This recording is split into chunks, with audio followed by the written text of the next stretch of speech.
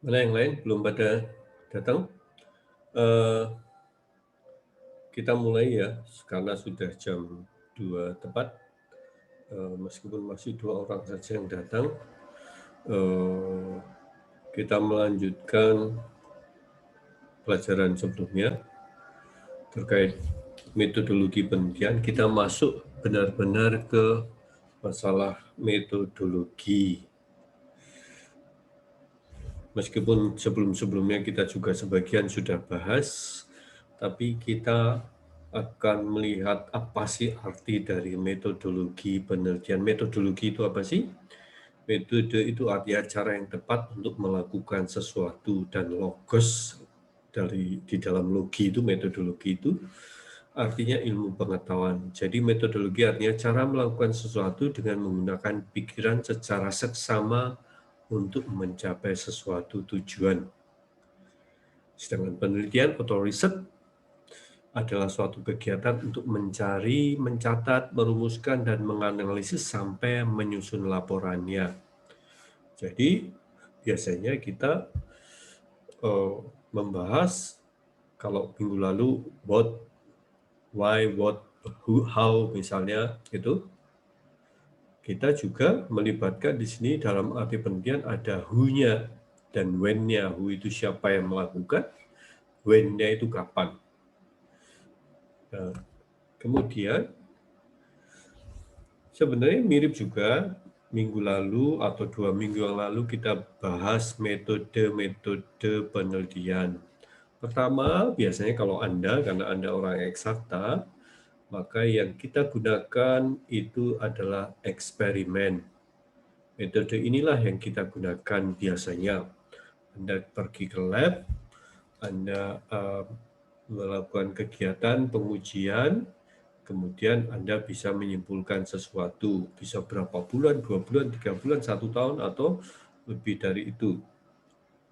Nah, eksperimen tentu saja digunakan untuk menguji hipotesis. Hipotesis itu apa? Itu bahasa sederhananya adalah kesimpulan sementara.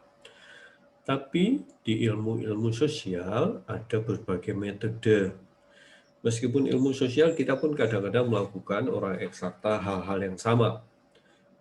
Jadi misalnya metode verifikasi. Jadi metode verifikasi itu mencocokkan apa yang teori yang ada dengan kenyataan yang ada. Jadi verified, memverifikasi, melakukan mencocokkan, memverifikasi apakah ini benar nggak sesuai dengan teori.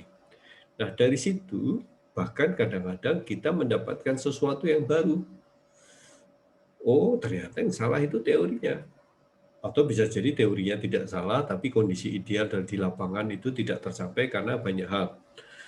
Nah, ini metode verifikasi. Kita pun juga bisa melakukan model seperti ini di dunia eksakta. Mungkin kita punya teori, ternyata di lapangan tidak cocok, maka kita harus melakukan verifikasi.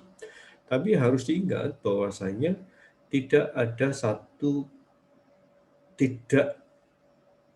tentu saja Anda boleh saja mengkombinasikan metode verifikasi dan eksperimen. Jadi setelah kita melakukan verifikasi, kita bisa saja melakukan eksperimen.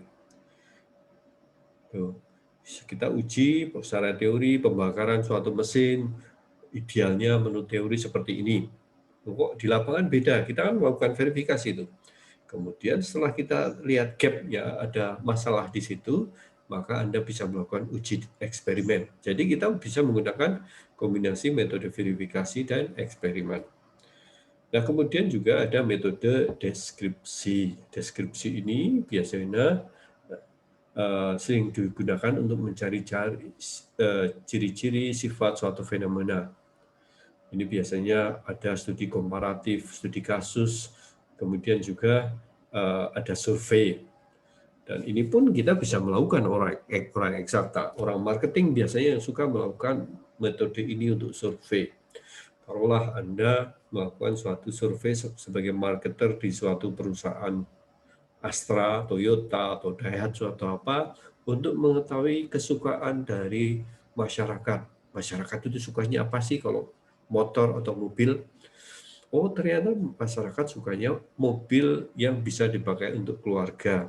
Mungkin awalnya tidak tahu, mungkin dipikir kayak orang Eropa yang suka sedan misalnya, atau orang Amerika yang suka mobil besar, apa itu biasanya SUV atau sport utility vehicle dan lain sebagainya.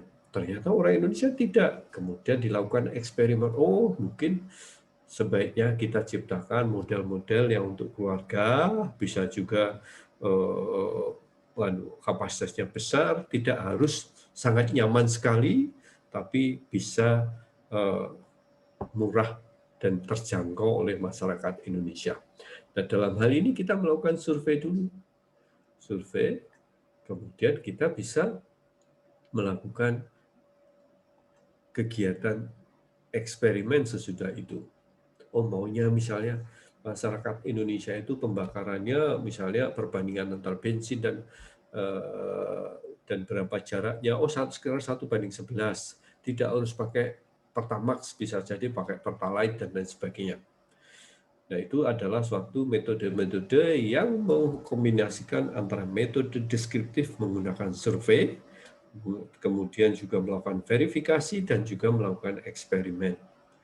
Nah, tentu saja kalau sebagai metode survei murni ada misalnya masalah politik misalnya, menjelang pilkada biasanya kan atau pemilu dilakukan survei kira-kira mana yang lebih populer dan sebagainya. Dan meskipun sekarang menjadi suatu permasalahan tersendiri, apakah survei itu kredibel atau tidak, itu menjadi masalah lain. Tapi ini adalah metode tersebut masuk kepada metode deskriptif. Nah, kemudian ada metode historis. Ini beda lagi. Metode historis tentu saja untuk mengetahui, meneliti hal-hal di masa lalu, ya, meneliti di masa lalu. Misalnya minggu lalu saya cerita Pangeran Diponegoro yang kita idealkan menjadi seorang pahlawan, seorang yang sangat lurus, memperjuangkan masyarakat, ternyata juga punya sisi-sisi manusiawi. Oh, suka misalnya wanita cantik dan lain sebagainya. Nah, dalam hal ini sejarah itu adalah, atau metode historis itu selalu buku terbuka. Semua sains itu, penelitian itu tidak boleh tertutup. Tidak boleh ditutup, selesai kesimpulan, tidak ada selanjutnya, tidak ada. Misalnya kita, mungkin Anda yang suka sejarah masa lalu, Presiden kedua Amerika, misalnya Thomas Jefferson misalnya, itu orang-orang yang ikut menuliskan tentang deklarasi kemerdekaan Amerika, tentang persamaan hak. Oh ternyata kemudian diteliti secara historis, oh dia ternyata punya budak, punya selingkuhan, punya simpanan misalnya. Jadi sejarah selalu terbuka. Nanti dikomparasi, belum tentu benar loh. Gitu kan? Terus ada dokumen yang lain menyatakan bisa jadi membantah. Jadi ilmu-ilmu sains yang kita miliki ini adalah buku terbuka yang setiap saat bisa digugat. Lain halnya kalau keyakinan Anda. Makanya selalu mengatakan hati-hati selalu membandingkan antara sains dan keyakinan kita.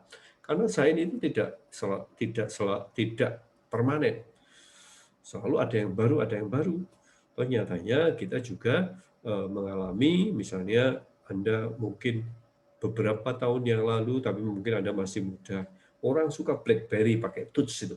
Oh, BlackBerry itu luar biasa, keamanan yang bagus, ternyata dihapus oleh iPhone. iPhone kemudian ditiru oleh banyak smartphone yang lain yang pakai touchscreen, sehingga habis itu BlackBerry. Karena apa? Muncul teknologi baru terus. Dan mungkin saja suatu saat smartphone juga akan digilas oleh teknologi yang lain karena ada temuan-temuan lain. Bisa jadi banyak orang membayangkan nanti smartphone-nya itu tidak kita pegang, tapi tertanam di dalam tubuh kita atau di otak kita, sehingga kita bisa berhubungan tanpa harus memegang sesuatu. Itu suatu kondisi yang saat ini mungkin dianggap fiksi, tapi bisa jadi ini menjadi realistis di masa depan. Nah, kemudian kita masuk ke, ini saya kira tahapan kita sudah kita bahas berulang kali, meskipun berulang kali perlu kita sampaikan. Jadi ada hal-hal yang harus kita pahami. Pertama, mengidentifikasi, memilih, dan merumuskan masalah. Dan kemudian kita bisa menyusun kerangka pemikiran kita dengan kalimat yang jelas, lugas, dan sudah mulai menunjukkan mau apa yang kita lakukan dan bagaimana kita lakukan. Merumuskan hipotesis. Hipotesis itu apa? Kesimpulan sementara. Setelah kita membaca sana-sini literatur, oh ini mungkin kesimpulan sementaranya seperti ini. Tapi kita harus uji itu, kita harus verifikasi. Baik menggunakan eksperimen dengan data yang lain dan lain-lain, kita akhirnya bisa menarik kesimpulan. Itu kan selalu berulang. Sebenarnya bukan suatu garis lurus seperti ini, tapi sebenarnya dia bentuknya bukan garis lurus gini saja, tapi bisa jadi nanti berbalik ke atas lagi setelah ada temuan-temuan baru. Jadi sifat dari sains penelitian itu harus rendah hati, tidak boleh sombong. Karena apa? Karena kita akan selalu digugat terus-menerus. Karena skeptik, prinsip dari sains itu skeptisme, keraguan kita. Nah, tapi tentu saja kita harus percaya sains ketika mampu menyelesaikan. Saat ini yang terbaik ini. Saya sering cerita bagaimana kita tergagap-gagap menghadapi COVID. Misalnya sebagian dari kita ada tokoh politik mengatakan yang pakai masker itu yang sakit. Ternyata itu digugat. Ada temuan baru. Sebaiknya semua pakai masker. Karena kita sendiri tidak tahu sakit atau tidak. Dan bisa jadi kalau kita sakit bisa mencemari orang lain, bisa membuat orang lain sakit, plus juga untuk melindungi kita dari kemungkinan tertular oleh orang lain.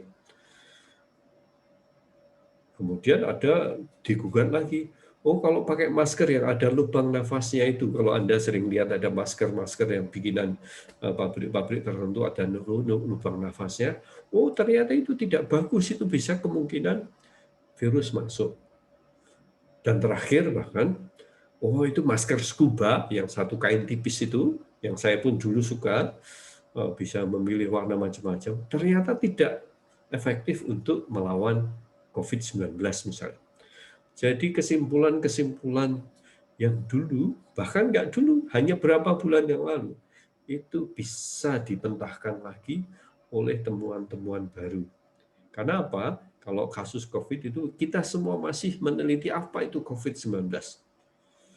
Ya, kita pun masih berdebat di ranah politik, meskipun itu ranah politik, apakah vaksinasi yang kita mau import itu efektif atau tidak. Terlepas masalah itu, tapi ini menunjukkan bahwa sains selalu dalam posisi skeptisme atau keraguan. Tetapi sains juga mampu memecahkan banyak masalah, di mana ilmu-ilmu kesehatan, ilmu-ilmu medis, termasuk ilmu pengetahuan yang lain, engineering dan lain-lain, yang kita nikmati sekarang adalah hasil dari sains. Itu tidak bisa dihindarkan. Tetapi sains akan memperbaiki diri sendiri karena memang sifat manusia ingin mendapatkan sesuatu yang lebih baik lagi. Tidak mengatakan sains itu benar, karena kebenaran mutlak itu bukan ada di manusia.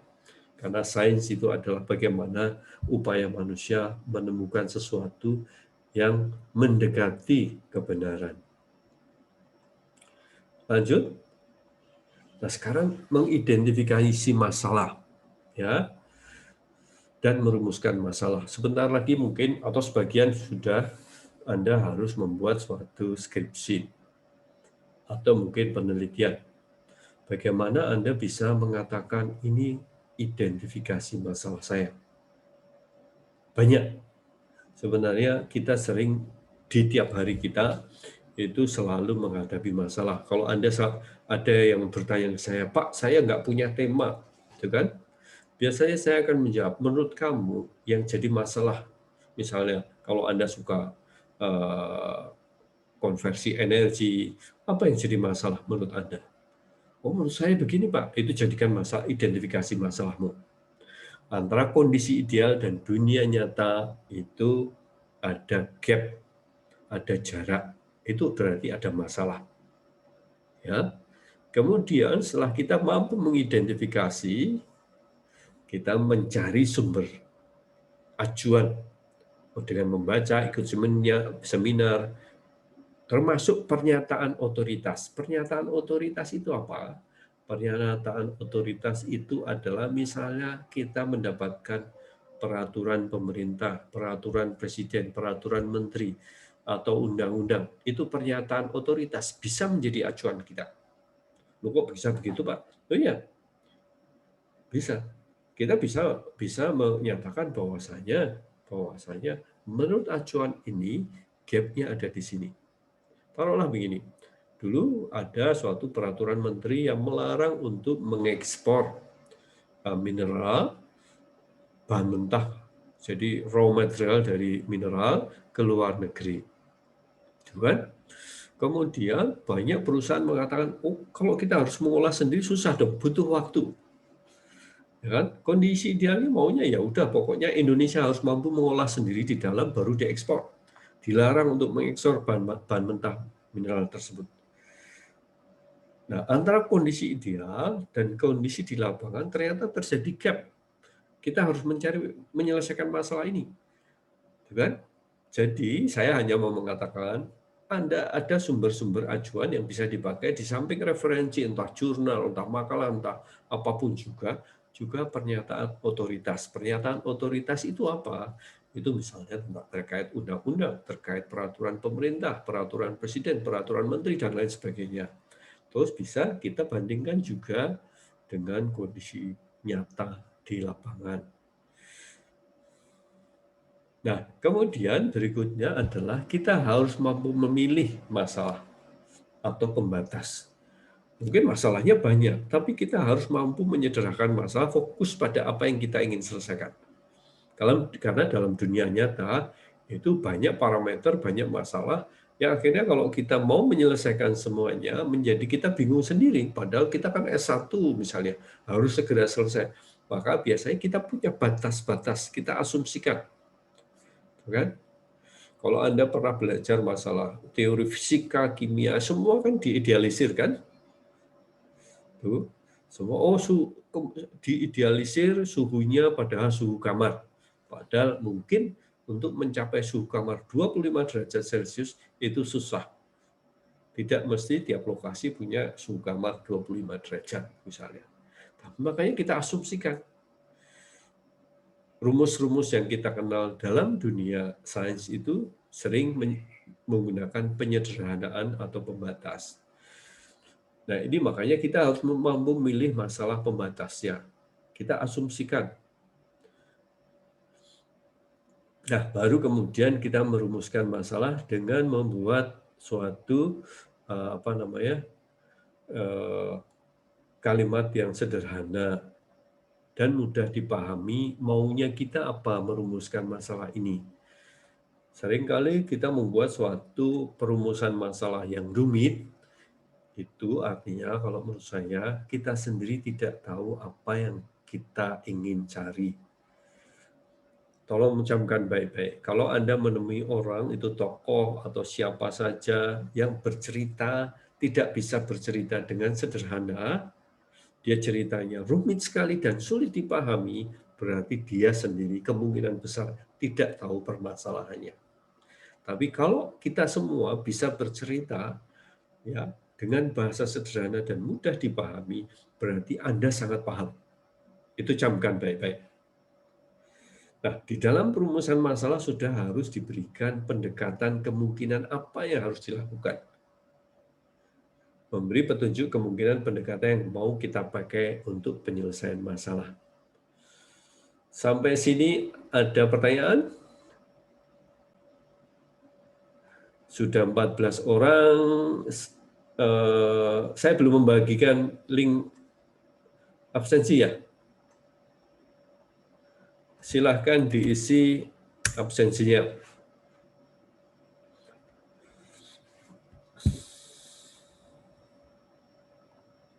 Saya ingin melihat apakah sudah diisi belum absensinya.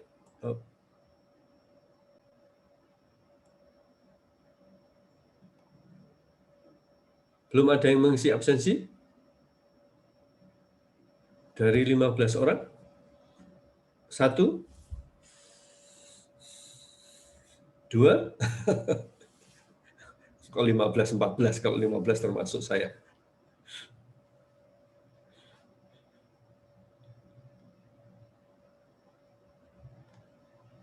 Baru 5? Oh, 6.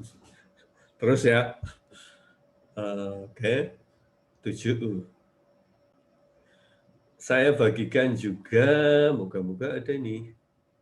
Kadang-kadang kok susah juga ya diskusi dokumen.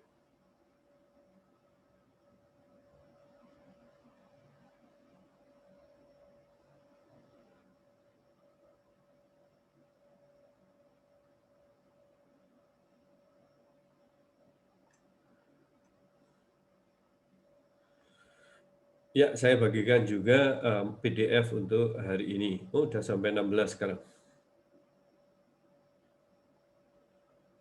Oke, kita lanjut. Sampai mana? Oh, sampai sini. Kita lanjut ya. Nah, saya akan memberi contoh penelitian unik. Ya, ini penelitian di Jepang. Anda tahu apa itu wasabi? Wasabi itu mungkin ada yang sudah pernah mencoba, ada yang belum. Adalah sambalnya orang Jepang. Kalau sambal pakai cabai, tapi kalau di Jepang sambalnya wasabi ini menggunakan suatu tumbuh-tumbuhan wasabi. Dan wasabi itu tidak ke arah panasnya itu ke perut atau mungkin di wajah kita, sama sih di wajah juga. Kalau wasabi ke arah ke hidung, mungkin juga ke wajah juga. Jadi kenapa wasabi dipakai untuk alarm kebakaran di Jepang? Karena orang Jepang mengalami masalah jumlah penduduk yang di atas 60 tahun itu makin banyak. Kesulitan manula, manusia lanjut usia, itu adalah pendengarannya sudah mulai menurun. Kalau alarm kebakaran yang kita kenal biasanya menggunakan suara. Kalau ada asap itu langsung suara muncul kan? Nah, rupanya itu jadi masalah. Karena manula itu mungkin sudah turun pendengarannya, menyebabkan mereka tidak mendengar bahwa ada alarm berbunyi, alarm kebakaran.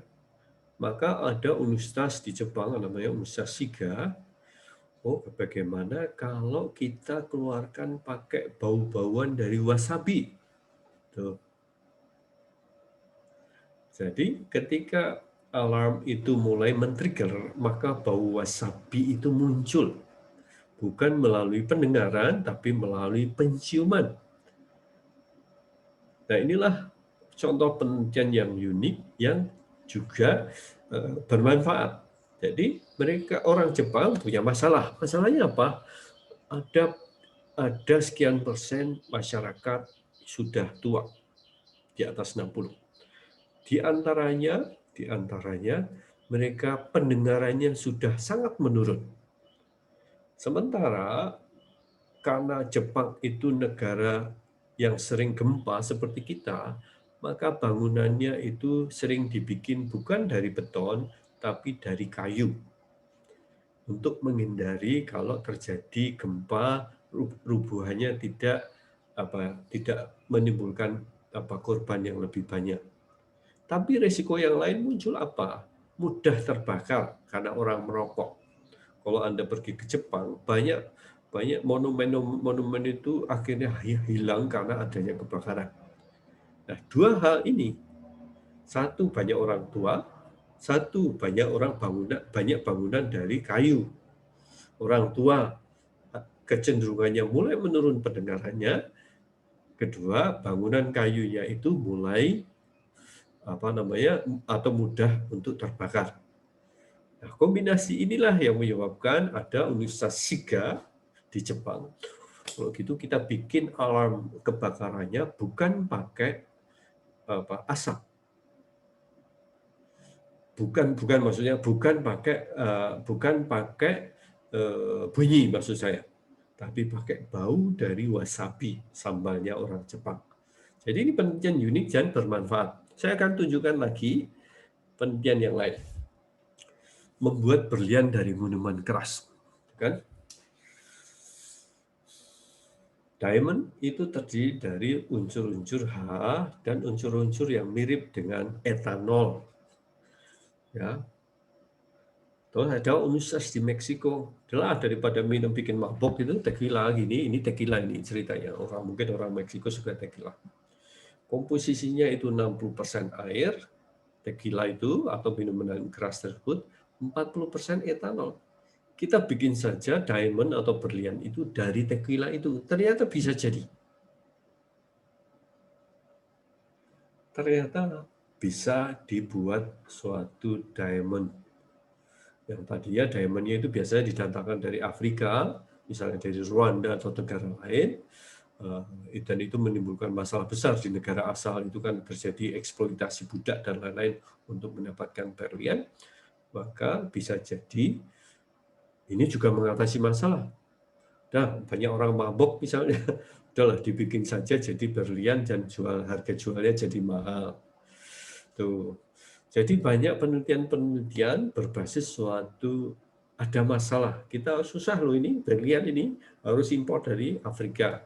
Sementara udahlah tequila ini kan komposisinya mirip. Daripada kamu mabuk juga jadi masalah misalnya, itu tequilanya dirubah jadi berlian saja. Nah itu contoh-contoh yang unik menyelesaikan masalah yang dihadapi di masing-masing lokasi di negara. Tadi saya contoh Jepang. Kalau alarm kebakaran bunyi, kalau orangnya pada nggak dengar gitu kan banyak sekali manusia-manusia lanjut usia di Jepang itu hidup sendiri.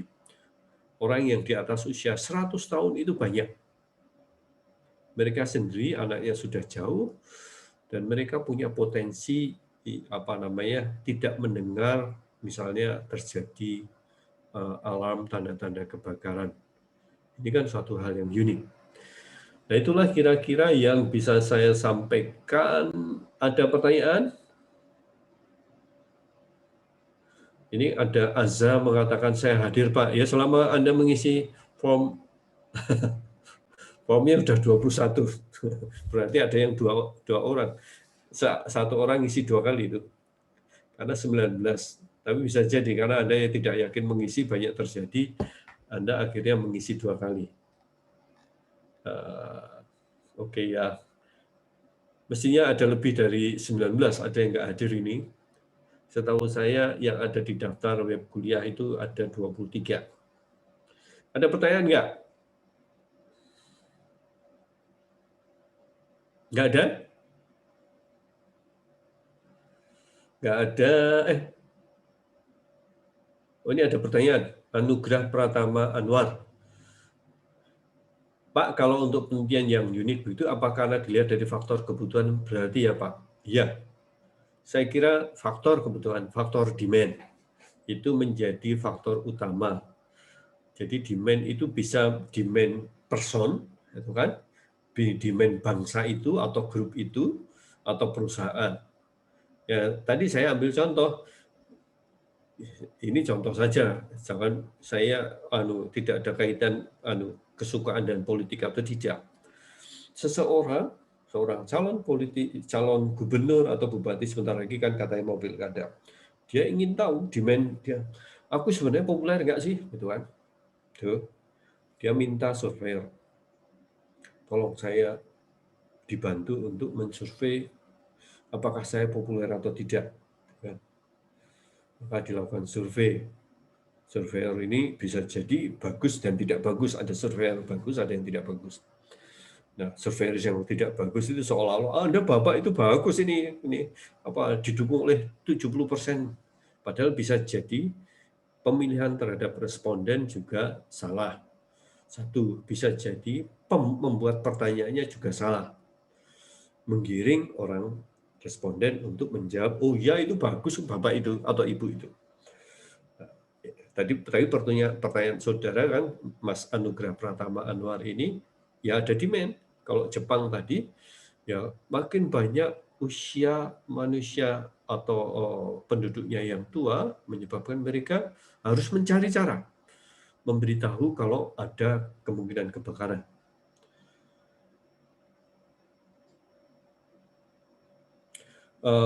Terus ada pertanyaan berikutnya, lalu apa biasanya, ini kan unik ya Pak, sedangkan di luar sana didukung, di Indonesia kalau tidak pernah salah listrik atau apa dari pohon, tapi sayang pemerintah tidak mendukung. Apa juga pengaruh dukungan dari pemerintah juga Pak? Saya tidak ingin terjebak dengan masalah pemerintah atau tidak ya. Ya, memang ada banyak faktor. Ada banyak faktor, bukan hanya masalah dukungan pemerintah atau tidak. Budaya Indonesia, pemerintah itu kan bukan hanya pemerintah sekarang, pemerintah sebelum-sebelumnya. Tapi itu mencerminkan budaya kita. Budaya kita memang cenderung menginginkan semuanya serba cepat. Budaya Indonesia. Ya, maunya serba instan. Kalau Anda suka naik angkot, kemudian angkot itu berhenti mendadak untuk mencari penumpang atau menyalip begitu saja, itu budaya kita. Itu budaya jelek. Tetapi sebenarnya kita bisa memperbaiki diri juga. Jangan mengatakan karena itu budaya kita terus kita jelek. Kalau Anda bisa menjadi seseorang yang ke arah yang bagus, oh ya udah, kalau budaya itu, karena budaya itu bisa diperbaiki. Satu, jadi tetap saja kita bisa memperbaiki. Misalnya Pak Habibie pernah membuat suatu pesawat terbang, itu membuat suatu budaya baru. Kita bisa bikin loh, karena membuat kapal terbang itu komponennya kan bisa ratusan ribu dan bisa terbang. Ternyata manusia Indonesia bisa bikin. Hanya dilawannya oleh orang-orang yang mengatakan itu mahal Pak, mending kita beli saja. Akhirnya hapus. Tetapi itu ada nilai positifnya, bahwasanya kita bisa merubah budaya. Hanya perlu dorongan bersama kita. Jangan hanya pemerintah saja. Memang pemerintah menjadi faktor utama juga. Ya, pemerintah jadi faktor utama juga. Tapi pemerintah itu kan bukan hanya pemerintah sekarang. Pemerintah sebelum-sebelumnya juga mungkin mereka terjebak, kalau ini opini saya, dengan waktu memerintah hanya 5 tahun. Menyebabkan mereka menyelesaikan waktunya hanya untuk 5 tahun. Dan ini memang suatu pilihan demokrasi kita. Sementara di negara lain, mereka sudah permanen dari awal, karena misalnya kalau Jepang, Anda pakai Jepang, itu dari awal dulu mereka mengisolasi diri 1 abad lebih, mereka bisa menjadi bangsa yang kuat, bisa bikin macam-macam, kemudian baru masuk ke demokrasi. Sehingga Perdana Menterinya siapa saja ganti setiap saat, sistem itu sudah jalan.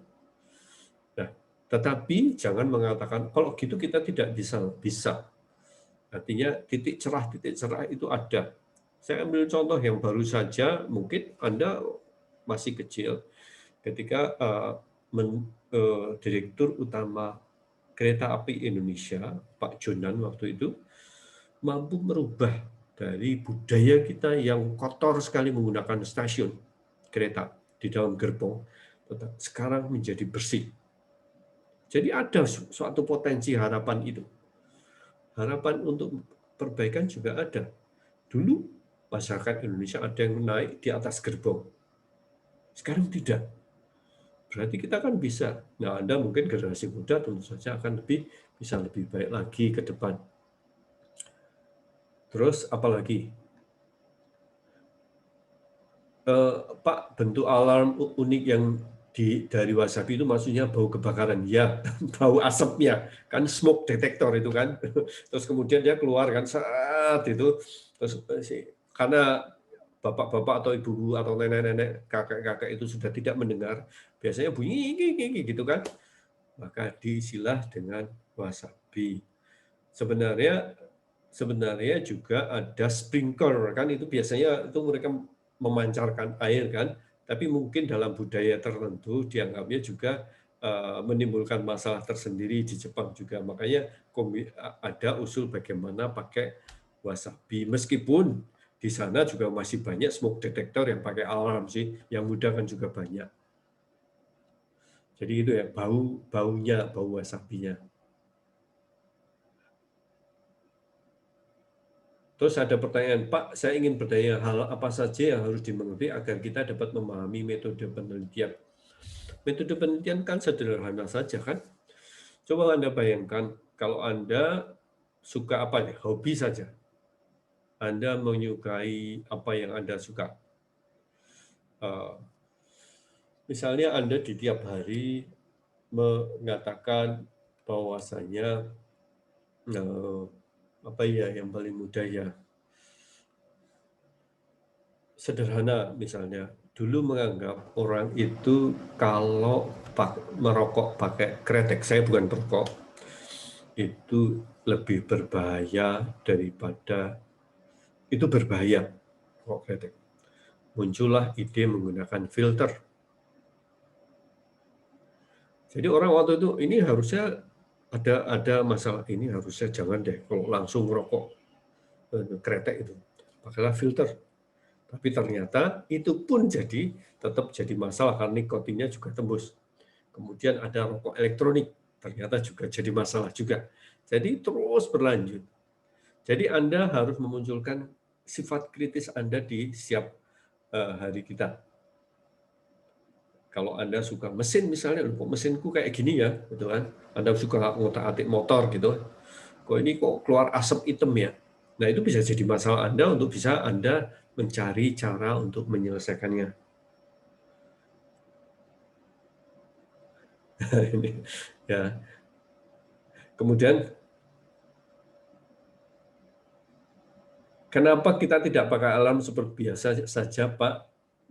Saya tadi sudah cerita bahwa kombinasinya alarmnya adalah alarm biasanya bunyi dan air.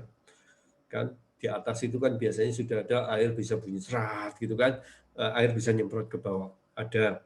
Tetapi kemungkinan budaya-budaya mereka juga menghargai orang, kan juga kakek nenek itu lebih suka mungkin supaya mereka juga cepat tanggap. Air itu kan juga bisa menimbulkan masalah tersendiri bagi mungkin kakek nenek tersebut, pakailah bau lebih efektif. Jadi air tetap digunakan juga, tetapi kombinasinya dengan bau juga. Itu kira-kira. Ya mungkin kalau di kita, mungkin karena situasinya di kita, penduduk kita sebagian besar masih muda, plus juga penanganan terhadap orang yang sudah sepuh atau sudah tua tidak sebagus di Jepang, itu mungkin tidak menjadi tidak menjadi prioritas. Udahlah, nanti kita saja membangunkan gitu. Budaya Jepang dan di kita beda. Budaya Jepang kemungkinan kakek nenek itu hidup sendiri. Banyak orang hidup sendiri. Anaknya setelah dewasa mereka pisah. Jadi seperti di barat. Di kita kan tidak, umumnya anak, cucu, kakek, nenek jadi satu rumah. Jadi itu tidak menimbulkan suatu gap, tidak menimbulkan keinginan kita untuk memperbaiki supaya itu menjadi penelitian baru. Tapi Anda juga bisa melakukan penelitian itu. Gitu ya. Nah, Anda juga bisa, kalau Anda bergerak di dunia fisika murni, Anda bisa menemukan emas itu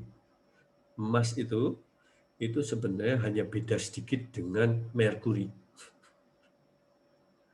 Apanya yang beda? Yang beda adalah intinya beda. Ada protonnya yang beda dan komposisinya berbeda.